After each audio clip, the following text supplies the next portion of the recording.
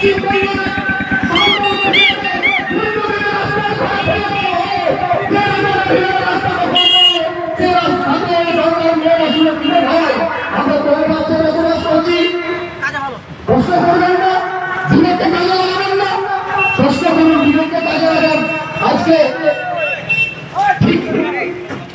এই 14 তারিখের পরে যখন এই ঘটনা ঘটল, পশ্চিমবঙ্গের মাটিতে 26 তারিখে আবার পুনরায় ঘটনা ঘটছে। রাজ্যের 4 জায়গায় সেই দিনে 4 নির্যাতনের ঘটনা ঘটছে। আমি বলতে চাইছি অপরাধীরা সাহস পাচ্ছে কোথা থেকে? এই রাজ্যে